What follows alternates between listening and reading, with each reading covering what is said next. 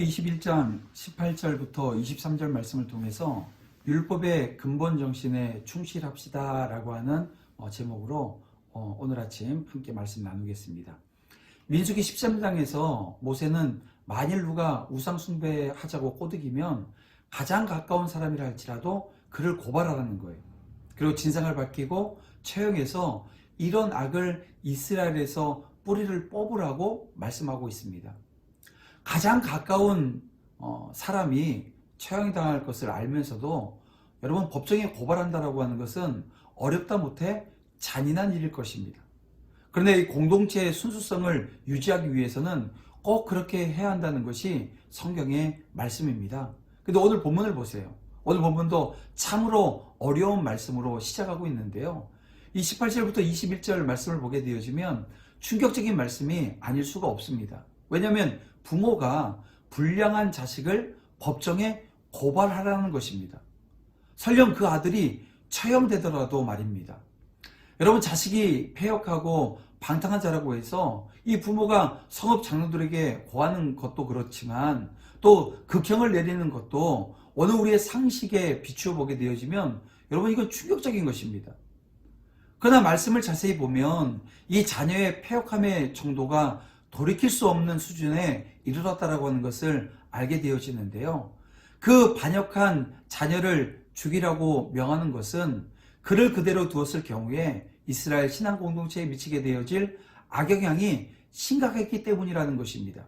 다시 말하면 가정의 문제를 넘어서 언약 공동체의 문제이기 때문이라는 거예요. 여러분, 고대 사회에서 아버지가 이 자녀에 대한 권리는요, 절대적이었습니다. 로마법 중에 보게 되어지면 이 아버지의 권한이라고 하는 게 있는데요. 아버지에게 잘못한 아들을 정당한 재판 절차 없이 처형할 수 있도록 했다는 것입니다. 우리는 과부가 되어서 친정으로 돌아가 지내던 이 다말이 임신했다라고 하는 소식을 들은 시아버지 유다가 특별한 재판 절차 없이 그녀를 끌어다가 불태워 죽이라고 명령한 일을 통해서도 이 시대에, 그 시대에 이 가나안에서도 이러한 정서가 자리 잡고 있었다라고 하는 것을 엿볼 수가 있는데요. 그런데 말입니다, 오늘 본문을 자세히 보게 되어지면 아버지의 권한이 아니에요. 부모의 권한입니다. 여러분, 이것은 당시에 아버지가 가지고 있었던 이 권한이 컸음에도 불구하고 그 아버지의 권한을 제한하고 있다라고 하는 것을 오늘 우리가 본문을 통해서 알게 되어집니다. 고대 다른 사회에서는 아버지에게 권한을 주었다고 한다면 오늘 본문의 율법은 아버지가 아니라 부모, 즉 아버지와 어머니가 함께 아들을 고소해야 된다는 것입니다. 부모 중에 한 사람이라도 동의하지 않으면 재판에 회부할 수 없었다라고 하는 것입니다. 또 보세요. 부모가 직접 처형하는 것도 불가능합니다. 이 아들의 거취는 재판장이 결정해야 하는 것으로 이 부모의 권한은 상당한 범위에서 제한하고 있는 것도 오늘 우리가 알게 되어집니다. 그러니까 악한 아들이라 하더라도요, 기본 권리는 보호되어져야 된다는 것입니다. 판단이 감정에 치우치면 안 된다라고 하는 거죠.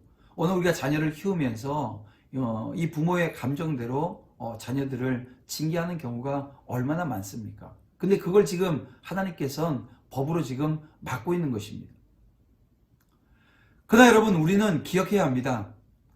잘못된 자녀를 징계하고 책망하는 것은 하나님께서 부모에게 부여하신 신성한 권리라고 하는 거예요. 근데 부모의 말에 불순종하고 또 징계마저 거부한다라고 하는 것은 한마디로 부모의 권위를 인정치 않겠다라고 하는 것이고요. 더 나아가서는 그 부모에게 하나님께서 주신 그 권위를 인정치 않겠다라고 하는 것. 다시 말하면 하나님의 권위조차도 인정하지 않게 되어지는 모습으로 나타나게 되어진다는 것입니다. 여러분, 부모의 권위는 모든 권위 중에서 가장 1차적이고 기본적인 권위인데요. 그것을 부정하고서는 신앙 공동체가 도저히 유지되어질 수 없기 때문에 하나님은 그 폐역한 아들을 죽여서라도 이스라엘 중에 악을 제하라고 하신 것입니다. 요즘 부모들이 권위를 상실하는 문제가 아주 심각하게 대두되어지고 있습니다. 그런데 대부분의 경우에 이 부모 스스로가 권위를 잃어버리는 경우가 참 많습니다. 어떤 경우일까요? 자녀를 사랑한다라고 하는 명목 아래에서 자녀가 잘못을 해도 징계하지 않으므로 스스로의 권위를 상실해버리는 것을 초래할 수 있는 것입니다. 그러나 가정에서의 이 부모의 권위는 반드시 회복되어져야 하는 것입니다. 왜냐하면 부모의 권위는 비단 이 가정의 질서뿐만이 아니라 신앙 문제와도 연결되어지기 때문에 그렇습니다. 부모가 자녀에 대해서 제대로 세워져 있지 않게 되어지면 여러 가지 문제들이 발생하는데요. 자녀가 불순종하도록 방치하는 것은 하나님에 대한 신앙도 팽개치도록 방치하는 것과 같을 수 있습니다. 그래서 분별 없는 애정은 자녀를 망치게 되어집니다. 그래서 이 그리스도인들은 엄격하게 부모의 권위를 세우고 또 그것에 순종하는 틀 속에서 자녀를 양육해야 된다는 것입니다. 사랑하는 성도 여러분, 여러분 부모의 권위는 하나님께서 부여하신 것을 여러분 믿으시길 바랍니다. 그래서 함부로 포기해서도 안 되고요. 또 남용해서는 더더욱 안 된다라고 하는 것입니다. 그것은 여러분 하나님께서 오늘 우리에게 대리적 권위를 허락해 주셨다라고 하는 것을 인정할 때 여러분 그것에 오늘 부모로서도 순종하게 되어지는 겁니다.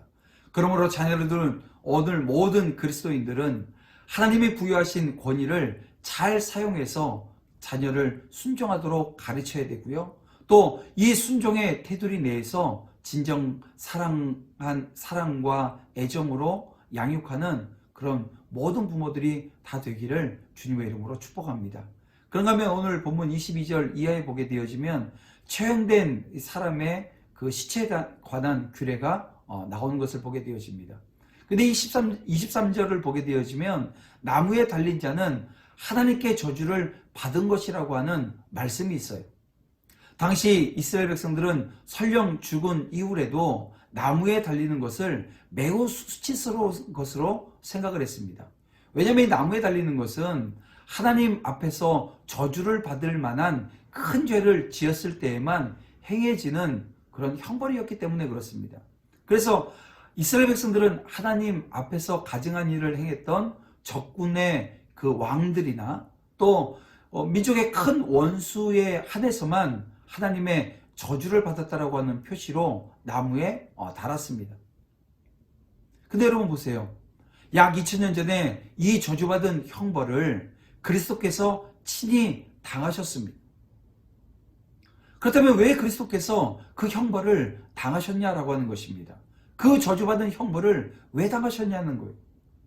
여러분 그리스도께서 그 정도로 사악하고 가증한 죄를 지으셨습니까? 아니면 유대인들의 말처럼 그리스도가 하나님을 모독했기 때문에요? 아닙니다. 그리스도는 하나님의 독생하신 아들로서 아무런 죄나 허물 없이 깨끗한 분이었고요. 비둘기처럼 순결한 분이셨습니다. 하나님의 저주받은 십자가의 형벌을 받을 만한 분이 결코 아니었다는 거예요. 그런데도 불구하고 하나님께서는 왜 그 형벌을 그리스도께 내리셨냐라고 하는 것입니다. 여러분 그것은 바로 저와 여러분 때문입니다. 그리스도께서는 죄와 무관한 분이셨지만 우리를 죄에서 구속하시기 위해서 대신 십자가에 달려 하나님의 그 저주를 담당하신 것입니다. 우리는 다 하나님 보시기에 악을 행했기 때문에 하나님의 저주를 받아 죽어 마땅한 그런 위치에 있었다라고 하는 것이죠. 그런데 그리스도께서 바로 그러한 우리를 대신해서 저주받아 십자가를 짊어지신 것입니다. 이와 관련해서 이사야는 주님 오시기 700년 전에 이미 주님의 십자가를 바라보면서 이렇게 고백을 했습니다. 이사야 53장 6절 말씀인데요. 우리는 다 양 같아서 그릇 행하여 각기 제 길로 갔거늘 여호와께서 우리 모두의 죄악을 그에게 담당시키셨다고 말씀하고 있습니다. 그런가 하면 바울은 로마서 5장 8절에서 이런 고백을 합니다. 우리가 아직 죄인 되었을 때에 그리스도께서 우리를 위하여 죽으심으로 하나님께서 우리에 대한 자기의 사랑을 확증하셨다고 말입니다. 그러므로 우리는 십자가를 바라볼 때마다 주님의 대속의 은혜를 기억하고 감사해야 합니다. 아울러 우리 대신 십자가의 그 저주를 담당하신 그리스도를 위해서 오늘 우리의 삶을 드리기로 결단해야 됩니다. 그래서 오늘 우리의 삶 속에 더 이상 내가 아닌 주님이 사시도록 모든 삶의 중심을 주님께 맞춰야 한다는 것입니다. 사랑하는 성도 여러분, 오늘 본문에서 주고 있는 이 불효자 처벌 규례나 나무에 달린 시체 처리 규례는요, 당시 시대 상황과 관련해서 주어진 것인데요. 오늘 우리의 삶에 이 규정을 적용한다라고 하는 것은 어렵습니다. 어려운 게 아니라 불가능하죠. 이와 같은 율법은 당시의 현실과 밀접한 연관하에 주어진 것입니다. 그러므로 우리는 율법, 이 구약의 율법을 대할 때 그 문체적 규정에 얽매이는 것이 아니라 그 율법이 추구하고 있는 그 근본 정신을 알고요, 그 근본 정신에 충실해야 된다는 것입니다. 여러분, 부모로서 해야 될 그 역할, 그 부모의 권위를 회복해 나가는 것, 그리고 그 십자가 사랑을 우리가 알아서 그 사랑으로 오늘 우리가 살아내는 것, 이것이 중요하다고 하는 것을 이 아침에 다시 한번 깨닫게 되어집니다. 여러분, 이 깨달음을 가지고 오늘 하루도 말씀 가운데 승리하는 저와 여러분들이 다 되어진 은혜가 있기를 주님의 이름으로 축복합니다. 기도드리겠습니다. 사랑과 은혜가 풍성하신 아버지 하나님 감사합니다. 저희 안에 있는 악한 모습이 있습니까? 그 악을 제하여 주시옵소서. 또한 오늘 우리가 순종의 자리에서 먼저 서게 하시고 그 순종의 모습을 통해서 가정을 세워나가는 믿음의 종들이 다 되어줄 수 있도록 인도해 주시옵소서. 무엇보다도 오늘 우리가 그 십자가 사랑을 다시 한번 깨닫기를 원합니다. 오늘 우리 안에 있는 그 죄악들을 바라볼 수 있는 은혜 주시고 그 죄악을 정하여 주신 그 주님의 그 십자가 사랑을 다시 한번 깨닫고 그 십자가 은혜로 말미암아 세워졌음을 헤아려 하나님, 이 세상에 그 십자가 사랑을 증거하는 믿음의 종들이 다 되어줄 수 있도록 역사해 주시옵소서. 예수님의 이름으로 기도드립니다. 아멘.